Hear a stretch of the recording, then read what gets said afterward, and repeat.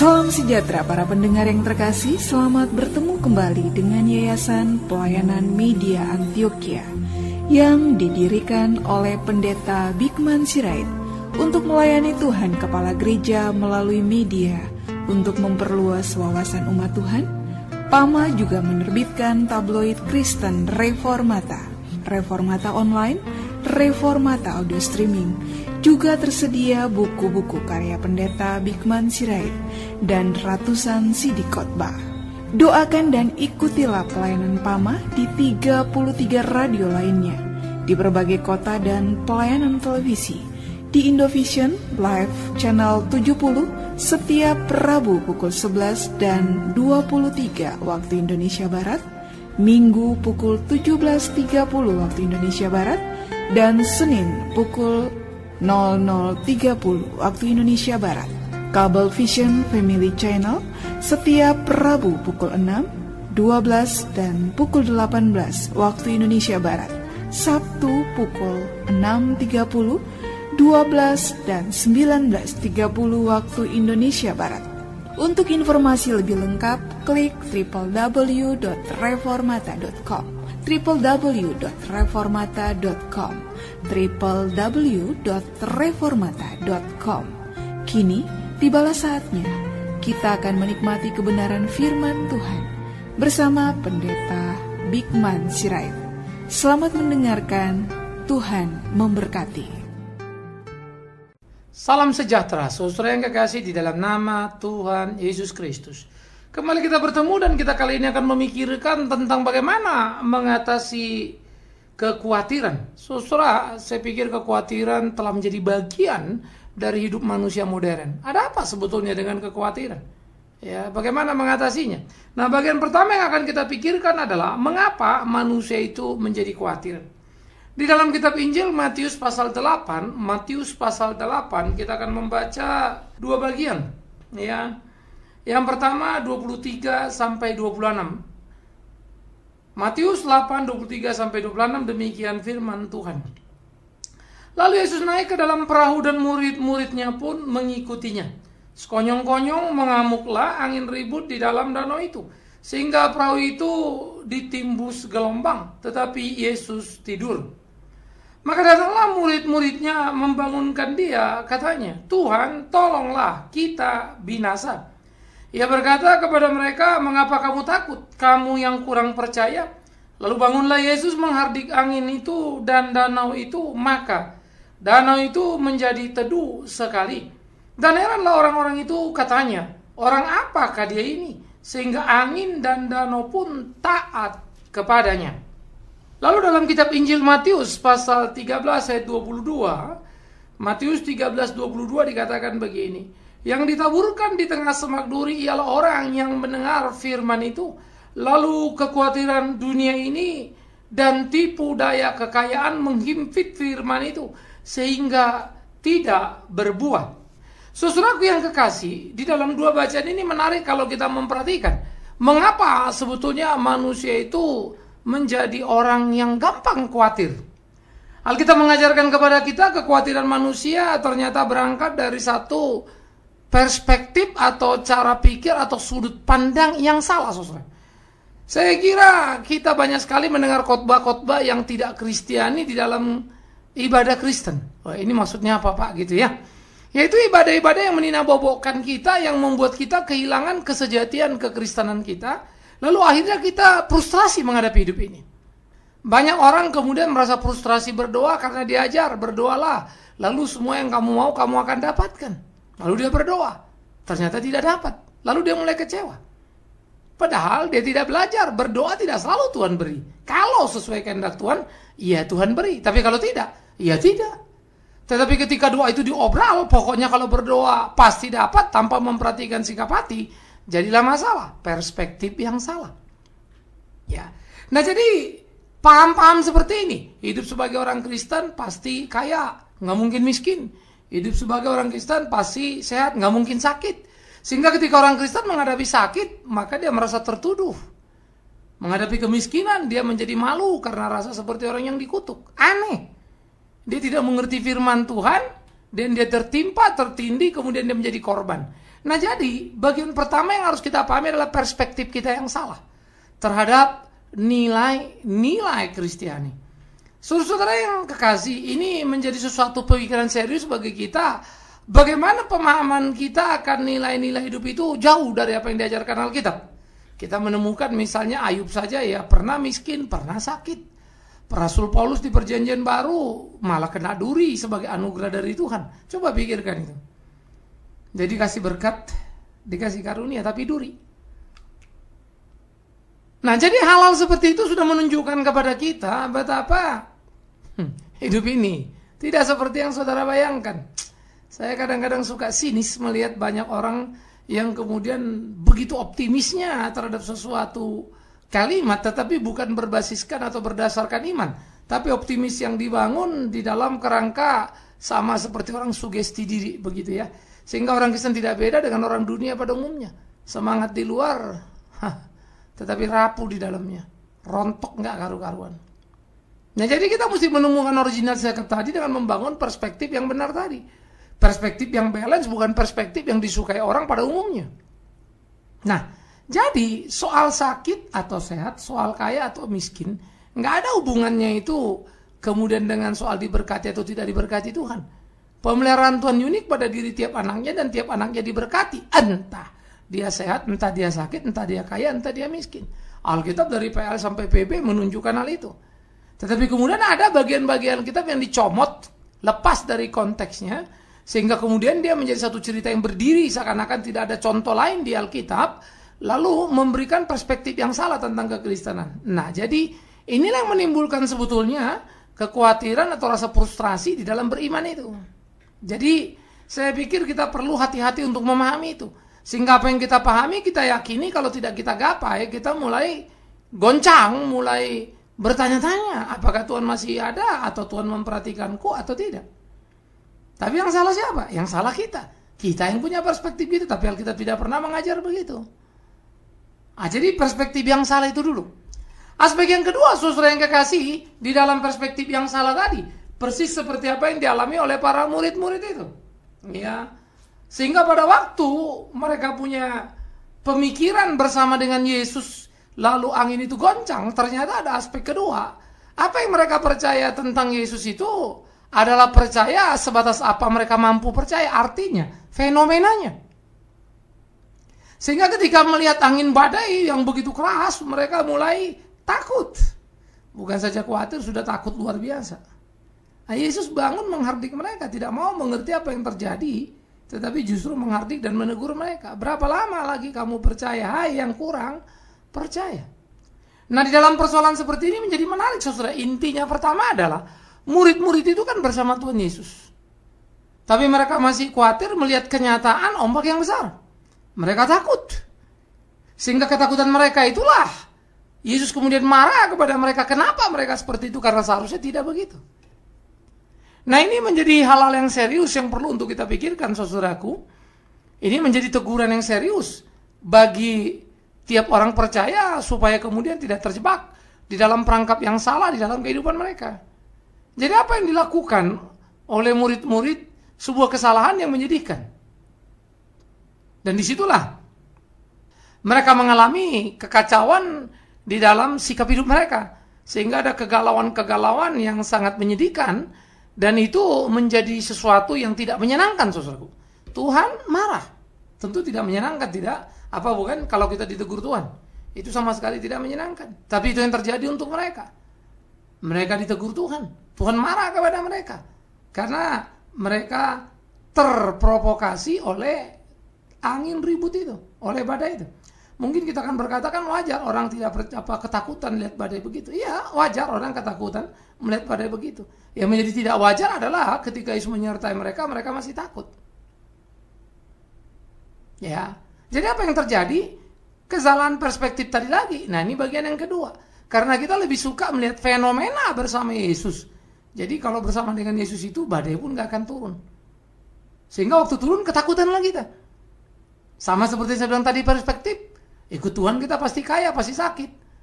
Waktu kita miskin, ada persoalan ekonomi. Waktu kita sakit, gentarlah kita. Dan Tuhan akan menghardik kita. Berapa lama lagi kamu percaya? Yang kurang percaya. Jadi sikap kurang percaya menjadi bagian kedua yang perlu kita pikirkan akibat kesalahan pemahaman tadi.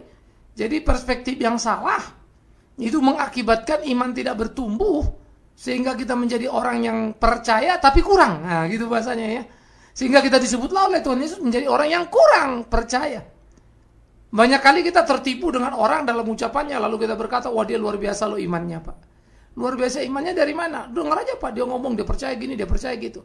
Kalau ngomong saudaraku dan saudara percaya, saya juga bingung lihat saudara. Ngelihat iman kok dari kata orang, ngomong orang. Khotbah itu gampang. Kesaksian itu gampang. Ngomong itu gampang. Bilang percaya itu gampang. Bilang kalaupun badai bertiup, api membakar, aku tetap percaya. Gampang itu, apa susahnya itu? Jangan kau simpulkan itu sebagai percaya. Atau iman yang hebat. Saudara ingat bagaimana Petrus berkata, Tuhan apapun yang terjadi aku tidak akan meninggalkan engkau. Yang lain boleh goncang imannya, tetapi aku Petrus tidak. Kenyataannya apa? Bukan saja imannya goncang, malah dia menyangkal Yesus, saudaraku. Dia sangkali Yesus Kristus Tuhannya. Dia bilang bukan, dia bilang dia tidak mengenalnya. Ironis kan? Nah jadi di dalam bagian-bagian seperti ini saya kira perlu kita memahami dengan utuh dalam kehidupan kita, supaya jangan sampai kita salah dalam hari-hari kita itu melakukan apa yang tidak cocok dengan yang Tuhan mau, sehingga hidup kita tidak menjadi lagi saksi, tetapi bahkan menjadi aib yang mengerikan. Jangan tertindas di situ. Nah oleh karena itu kekurang percayaan yang muncul menjadi benih daripada kekhawatiran yang subur. Itu terjadi pada murid-murid sekalipun Yesus menyertai mereka. Sekalipun kemudian orang-orang modern misalnya kita sekarang ini kan menyebut nama Yesus, pergi kebaktian, KKR. Bolak-balik. Sampai sebetulnya lucu juga ya. Kalau KKR terlalu sering itu kan menunjukkan sebetulnya ada situasi yang tidak sehat dari orang Kristen. Iya dong. Kebaktian, kebangunan rohani berarti pada tidur semua kan gitu ya. Mestinya itu kan cuma terjadi sesekali untuk menyegarkan diri kita, menyegarkan ingatan kita. Tapi entahlah orang Kristen, dia nggak jelas posisi imannya di mana. Karena tidak berani kritis terhadap dirinya, tidak berani kritis terhadap pemahamannya, tidak berani mengkritisi sikap hidupnya. Padahal kita harus seperti itu. Kita mesti berani menguji diri kita, sebetulnya aku ini sungguh apa tidak, sejauh mana aku percaya. Nah jadi saudara-saudaraku yang kekasih di dalam nama Tuhan Yesus Kristus, camkan dan pikirkanlah perspektif yang salah tentang hidup ini memberi saudara satu kekacauan dalam kepercayaan kepada Tuhan. Itu menjadi benih kekhawatiran. Kurang percaya.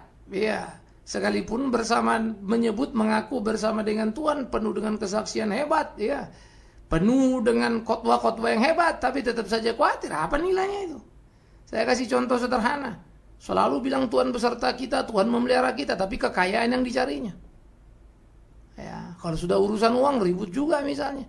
Lah, di mana percaya Tuhannya? Iya kan? Katanya percaya Tuhan. Kalau percaya Tuhan kenapa takut berbagi? Kenapa takut pakai duitnya untuk orang lain supaya lebih banyak yang ditolong daripada lebih banyak yang kita pakai sendiri? Itu kan sikap-sikap iman yang bisa diukur mestinya.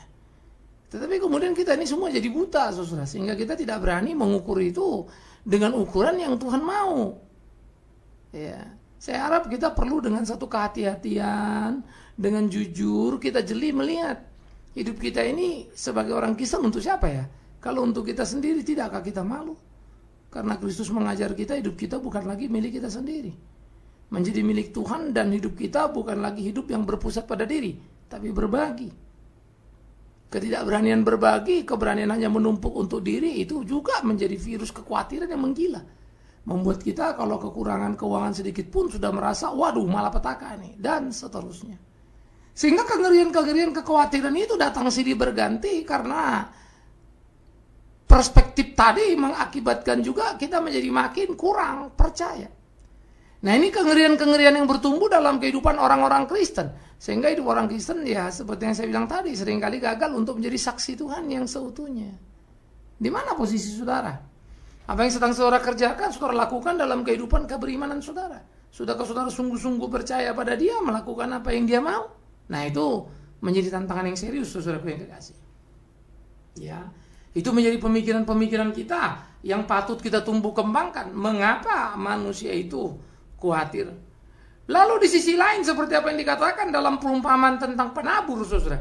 Dikatakan bahwa benih itu firman itu bisa jatuh di berbagai jenis tanah, yang salah satunya di tanah yang di tengah semak duri.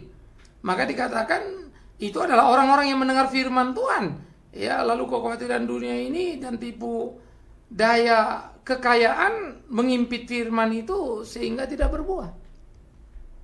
Nah, kalau sudah begini kan kita menjadi repot nih. Lalu itu bagaimana dong? Ya, katanya kan firman Tuhan tidak pernah kembali sia-sia. Lah ini firman Tuhannya nggak berbuah. Ya, nanti satu waktu kita akan membahas itu, saudara. Tetapi dalam konteks ini yang ingin saya ajak saudara untuk melihat adalah ketika digambarkan tanah itu tanah yang berduri, sehingga firman itu tidak bertumbuh. Maka kalau yang pertama kita bicara perspektif Kristiani kita yang salah, ya, maka yang kedua kita juga mempunyai satu kekurang percayaan kepada Tuhan itu. Dan aspek yang ketiga adalah ya, perspektif itu dasar dari mana kurang percaya berkait-mait, dan itu dasar dari mana? Dari doktrin kan gitu. Doktrin yang benar tentang Tuhan itu. Sehingga kalau tidak dia seperti semak duri tadi, ditabur lalu dihimpit lalu mati. Dihimpit oleh apa? Dikatakan tipu daya kejahatan dan kekhawatiran dunia. Saudara-saudara, di dalam dunia ini kita hidup, kita tidak tahu apa yang akan terjadi besok. Nah, itu menimbulkan ketakutan bagi kita, apa yang akan terjadi besok. Kalau ada orang datang memberikan kita jaminan tentang hari esok, pasti kan kita mau semua kan. Celakanya itu yang kita lakukan dalam kekristenan. Sehingga ada iming-iming tentang hari esok, kita akan begini, kita akan begitu, masuk surga. Semua kita gelap mata, tidak lagi menguji. Betul apa tidak itu berita itu? Sesuai nggak dengan Alkitab? Ya, comot sana ayat, comot sini ayat, semua kita terima. Sehingga maafkan saya kalau saya katakan, kita ini adalah penjahat-penjahat yang cukup menakutkan sebetulnya. Karena kalau beli baju saja, kita pilih bajunya, kualitasnya, jahitannya, semuanya kita periksa. Mau beli baju, beli kaos, beli sepatu kan begitu. Yang harganya murah dan pasti rusak punya. Tapi herannya, kalau mau mendengar firman Tuhan, kita nggak pernah pilih-pilih. Telan aja semua yang cocok sama kita. Kan sadis banget. Dan kalaupun memilih, kita tidak memilih yang berkualitas. Kita milih yang cocok dengan kemauan kita. Tapi kalau pilih pakaian, aksesoris, kita pilih yang kualitas. Harga yang bagus, kita pertimbangkan semuanya. Mahal boleh, asal bagus kan gitu. Kita hitung itu. Tetapi heran, untuk firman tidak. Kita mau yang recehan, barang bekas punya, istilahnya begitu ya. Saya di sini kita hanya menghindar daripada kebenaran yang seutuhnya. Kita tidak mengerti doktrin yang seharusnya. Akhirnya muncullah kekacauan dalam kehidupan kita. Kekacauan yang kemudian menjadi problem yang serius dalam keimanan kita. Nah, ini menjadi berbahaya sekali, saudara yang kekasih. Nah, inilah kemudian di mana doktrin itu tidak bertumbuh dengan sehat. Ya, rasa panggilan saya untuk terus menolong orang Kristen mempunyai dasar iman Kristen yang kuat, yang sehat gitu, membuat kita mendirikan ABC, Antioquia Bible Course. Ya, sekarang menjadi Antioquia Bible College. Kita berikan pelajaran-pelajaran materi yang bermutu. Ya, walaupun ini hanya diplom program, karena memang kita tidak mau menjual beli gelar. Ya, tapi terlalu banyak orang belajar dan punya gelar yang hebat-hebat, tetapi bobot tidak memadai. Ironis kan? Orang Kristen bukan butuh gelar itu, tapi butuh bobot itu kalau mau jadi Kristen. Karena itu, saudara yang kekasih di dalam Tuhan Yesus Kristus, membenahi diri kita untuk bobot yang kuat tadi, yang bermutu tadi. Perlu pembelajaran-pembelajaran serius yang terus kita belajar untuk melengkapi diri kita untuk mengerti kebenaran itu. Supaya kita jangan menjadi salah dan terjebak di perangkap-perangkap yang kemudian mengkerdilkan kita, membuat kita tidak bertumbuh dalam iman percaya kita. Supaya hidup kita itu tidak seperti semak belukar itu. Tiap kali dengar khotbah, tiap kali dengar firman, semangat sebentar, lenyap kemudian. Kenapa? Karena kita ternyata memahami pemahaman yang tadi, perspektif muncul yang salah karena doktrin yang salah. Sehingga dunia ini mulai menggoncang dengan segala trik-triknya. Fakta-fakta dunia ini membuat kita khawatir. Belum lagi tipu daya dikatakan dari apa? Kekayaan. Sehingga tidak punya uang membuat kita khawatir, lalu karena kita khawatir akhirnya apa? Melegalitas penipuan. Kita mengesahkan penipuan demi mempertahankan kehidupan atau prestis yang ngomong kosong sebetulnya. Buat apa kemudian Anda kaya raya, Tapi kalau semua orang membenci Anda karena Anda menipunya, bagaimana kau bisa tenang hidup seperti itu? Ya kan? Buat apa Anda kemudian bisa apa? Bagaimana kemudian Anda bisa tidur misalnya? Anda seorang hamba Tuhan tapi kaya raya luar biasa, padahal masih banyak orang yang miskin, yang merana. Saya sangat tertegun dan selalu mengingat Mother Teresa punya pergumulan sebelum dia mengambil keputusan meninggalkan sekolah jet set yang dilayaninya itu. High class punya sekolah, bukan? Dia kepala sekolah situ, masa depannya cukup bagus, hari-harinya cukup indah. Tetapi tiap kali dia melihat orang miskin, batinnya terus berteriak, aku lapar, haus, lapar, haus, lapar, haus. Wow, tiap hari dia lihat itu. Orang-orang miskin di Kalkuta yang banyak itu. Membuat hatinya terpanggil dan kemudian melepaskan dirinya dari ordo yang ada dan kemudian memilih untuk memulai sebuah ordo melayani orang-orang susah. Tidak langsung diizinkan oleh Vatikan sampai 2 kali. Tapi ketika dia memulainya, dia mulai pelayanan yang luar biasa. Dia gelisah dengan kekayaannya. Dia gelisah dengan kemewahan. Dia gelisah dengan fasilitasnya yang wah waktu melihat orang miskin. Tapi sekarang lucu. Orang justru berebut untuk bisa tidur dalam gelimang kemewahan.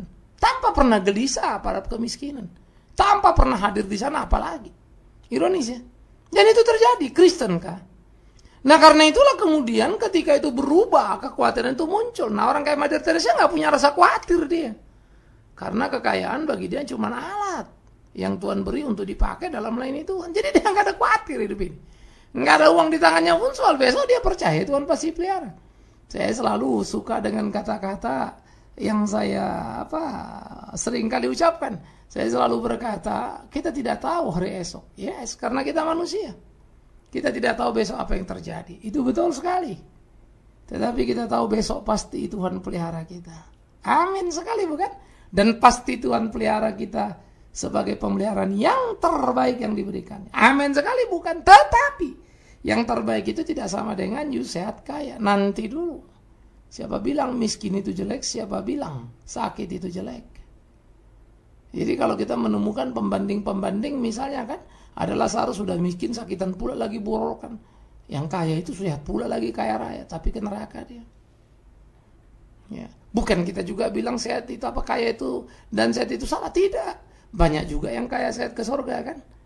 Tapi mereka kaya sehat bukan karena mencari kekayaan dan kesehatan itu, tapi karena mereka melayani Tuhan dan Tuhan berkati mereka. Contohnya seperti Zakheus. Begitu dia kaya dia bagi hartanya. Hebat kan? Lain sekali dengan semangat masa kini. Maka rasul-rasul itu sangat kaya mereka. Karena seluruh mereka berikan sebagai satu kontribusi utuh dalam melayani tubuh Kristus. Wow. Itu yang membuat saya terkagum dan tergila-gila, saudara. Dan saya selalu memikirkan apa yang dilakukan oleh para rasul itu. Sehingga hidup saya seringkali jadi hidup tarik-menarik. Bahwa sekarang ini saya tidak sekaya yang sebagaimana mestinya. Itu fakta. Ya, saya bisa berkali-kali lipat dari kekayaan saya sekarang. Cukup dengan merubah switch pelayanan saya yang tidak mendatangkan uang jadi mendatangkan uang. Dengan tidak memegang yang lain-lain lagi. Hidup saja sebagai pengkhotbah keliling. Putar sana, putar sini. Pasti saya dapat banyak uang. Tapi saya sadar panggilan saya bukan itu. Itu sebab kita ngurus sekolah, bikin pelayanan media, semua uang keluar. Ya, nulis uang keluar. Buku saya dijual, kaset saya dijual untuk dipakai lagi pelayanan. Saya tidak mau ambil income dari situ. Ya. Coba rindu. Tetapi, ini dia. Tetapi itu pun saya tidak pernah dipenjara. Saya tidak pernah terlalu amat sangat seperti menderita seperti para rasul itu di dalam kitab di dalam Alkitab, kisah mereka yang berat itu. Sehingga saya juga masih merasa malu terhadap diri saya. Saya masih evaluasi diri saya dan saya berdoa, Tuhan tolong saya supaya hidupku betul-betul memuliakan-Mu. Mungkin tiap orang memang beda-beda judul yang Tuhan kasih ya. Saya tidak tahu persis apa yang akan Tuhan lakukan dalam hidup saya, tetapi saya tahu persis yang terbaik pasti Dia kerjakan. Entah dalam sehatku, entah dalam sakitku, entah dalam ada uangku atau tidak ada uangku, entah dalam sukaku, entah dalam dukaku, Tuhan tidak mungkin salah. Nah itulah yang bisa kita bangun untuk mengurangi kemudian rasa kekhawatiran yang salah, sehingga menjadi kekhawatiran yang perlu. Misalnya saya khawatir kalau anak-anak saya tidak takut Tuhan, saya khawatir kalau anak-anak saya gagal di pergaulan. Nah itu penting. Tetapi tidak khawatir terhadap hal-hal duniawi. Ya halal soal kekayaan. Semoga ini bisa menolong saudara untuk mengerti. Karena saya khawatir. Nah ini ya. Kalau saudara seringkali Khawatir nggak dapat duit, khawatir nanti nggak sehat, tapi kurang khawatir kalau anak-anak bergaul salah, kurang khawatir kalau hidup tidak sesuai kehendak Tuhan. Semoga Anda tidak terjebak di situ. Mengapa manusia khawatir? Karena kesalahan perspektif. Mengapa manusia khawatir? Karena kurang percaya. Mengapa manusia khawatir? Karena tidak berdiri di atas doktrin yang benar. Semoga Anda keluar dari jebakan seperti itu yang membuat Anda salah, tetapi hidup dalam kebenaran yang utuh. Tuhan memberkatimu. Amin. Mari kita berdoa. Kami bersyukur dan berterima kasih ya Tuhan untuk cinta kasih-Mu dalam hidup kami, untuk hari-hari yang sudah Kau berikan pada kami. Dan kami berdoa supaya Tuhan menolong, menuntun, membimbing kami dalam tiap-tiap langkah kami, supaya hidup kami menyenangkan hati-Mu. Tuhan, kami serahkan hidup kami ke dalam tangan-Mu. Tuntun bimbing kami di dalam kasih-Mu, supaya demi kepujian dan kemuliaan nama-Mu, kami serahkan hidup ini ke dalam tangan Tuhan. Di dalam nama Yesus Kristus Tuhan kami hidup. Kami berdoa, kami bersyukur pada Bapa di dalam surga. Dan terus mohon pimpinan Tuhan dari hari-hari kami, supaya Tuhan dipermuliakan di hidup kami. Terima kasih, peliharakan kami, supaya kami belajar berani dan tak khawatir dalam hidup ini, sehingga Tuhan dipermuliakan. Dalam nama Tuhan Yesus Kristus kami berdoa, kami bersyukur. Amin.